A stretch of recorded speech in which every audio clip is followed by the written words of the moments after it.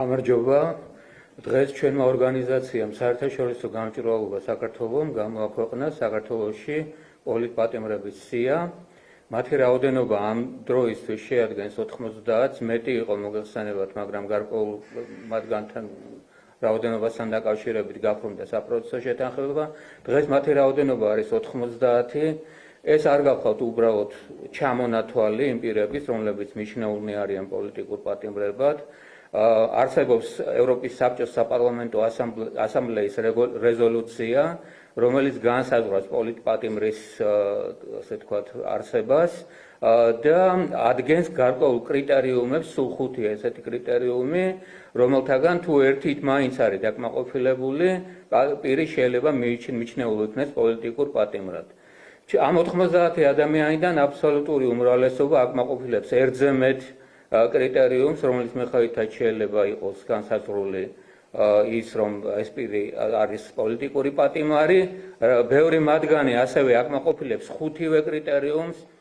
ეს კრიტერიუმებია, როდესაც დარღვეული ადამიანის ძირითადი ფუნდამენტური უფლებები, ისეთები როგორც არის გამოხატვის თავისუფლება, შეკრების და გაერთიანების თავისუფლება და სხვა, როდესაც პირს არ ჩაუდენია დანაშაული და მისი დაკავება და პატიმრობაში ყოფნა არის წმინდა პოლიტიკური მოტივებით განპირობებული, როდესაც სასჯელი არის აშკარად არაპროპორციული, როდესაც დეონა პირის არის დისკრიმინაციული და როდესაც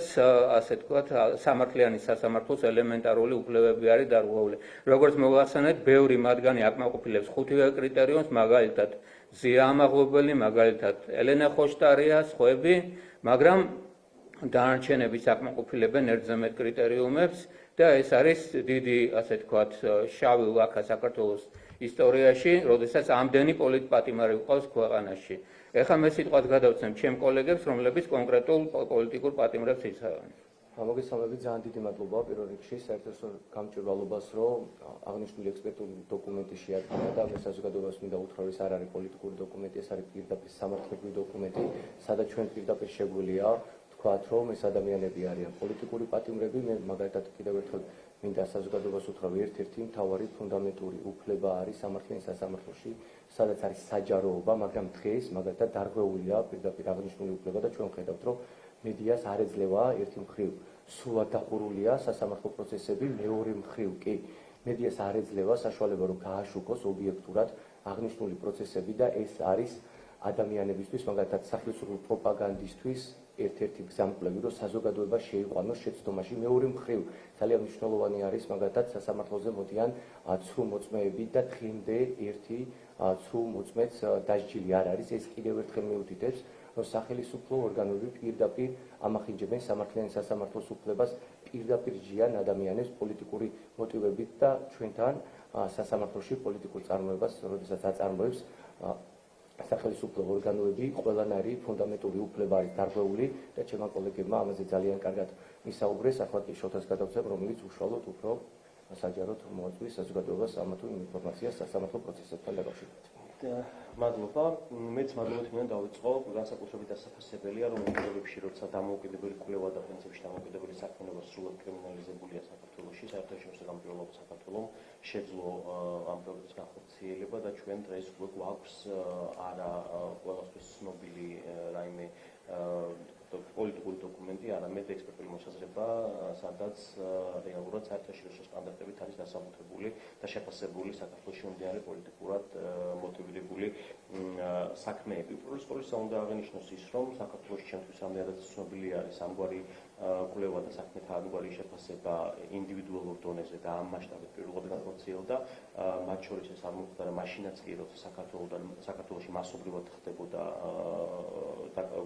თავისუფლება აკუთვნილ პირთა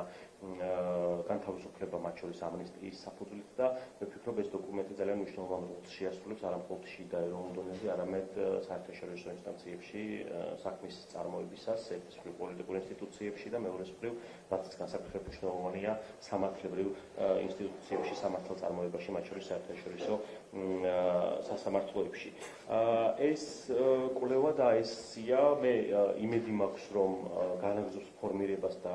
თქვა დასრულებული სახით ბუნებრივია მას ამ ეტაპზე შეიძლება ამჟამინდელ მდგომარეობას ასახავს, თუმცა დასრულებული სახე ალბათ შეიძლება ითქვას, რომ მას შეჯერებით ვერ იქნება ვინაიდან პოლიტიკური რეპრესიები საქართველოში გრძელდება და მე იმედი მაქვს და ჩემი ერთგვარი თხოვნაც არის, რომ ამ მიმართულებით მუშაობა უნდა გაგრძელდეს და ჩვენ მაქსიმალურად შევეცდებით ვითანამშრომლოთ ყველა იმ ადამიანთან, ვინც ამ კვლევაში მონაწილეობს, მათ შორის ბუნებრივია საერთაშორისო გამჭვირვალობა საქართველოსთან, რათა მივაწოდოთ სრული ინფორმაცია მიმდინარე დარღვევების შესახებ. ამ დოკუმენტში არის ასახული და მიმოხილული ყველა ის დარღვევა, რომელსაც ჰქონდა ადგილი სასამართლო წარმოების პროცესში, დაწყებული როგორც უკვე აღენიშნა საჯაროობის პრინციპის დარღვევით დამთავრებული მტკიცებულებათა გამოკვლევაზე უარის თქმით ხშირ შემთხვევაში დასრულებული ბრალის სრულიად აბსურდულობით და იმ შემთხვევაშიც კი ბრალის წაყენებით, როცა უბრალოდ მარტივად ქმედების შემადგენლობაც კი არ აქვს სახეზე მოცემული და ეს დოკუმენტი არის ერთგვარი დასკვნითი ხასიათის დოკუმენტი, რომელიც მიუხედავად იმისა, რომ ზოგადად საზოგადოებაში ბუნებრივია მუსილებს აზრი და ყველასთვის თვალნათელია ისედაც, რომ საქართველოში პოლიტიკური ვარსაჯულება გვაქვს, თუმცა ეს კვლევა უკვე ექსპერტული ხასიათის დოკუმენტია, რომელიც სალსახად საერთაშორისო სტანდარტებზე დაყრდნობით ასკვნის და ასაბუთებს იმას, რომ საქართველოში მართლმსაჯულების სისტემა და სასამართლო ხელისუფლების სისტემა ემსახურება არა მართლმსაჯულების განხორციელებას ან ჭეშმარიტების დადგენის მიზანს, არამედ ადამიანების დაკავების დაჭერის შესახებ პოლიტიკური გადაწყვეტილებებისთვის მიზნის პოვნას, მათ გამართლებას და ერთგვარი ფარდის როლს ასრულებს იმისთვის, რომ პოლიტიკური მიზნები, პოლიტიკური დაკვეთები შესრულდეს, რის საბოლოო მიზანიც და ცოტა ზოგადი მიზანიც არის ბუნებრივია სამოქალაქო საზოგადოების შევიწროება, სამოქალაქო პროტესტის ჩახშობა და მსუსყავი ეფექტის გამოწვევა, რათა საქართველოს მოსახლეობის უდიდეს ნაწილს აღარ შეეძლოს, აღარ გაუჩნდეს და აღარ გამოხატოს კრიტიკული დამოკიდებულება ქვეყანაში მიმდინარე უდავოდ ნეგატიური პროცესების მიმართ.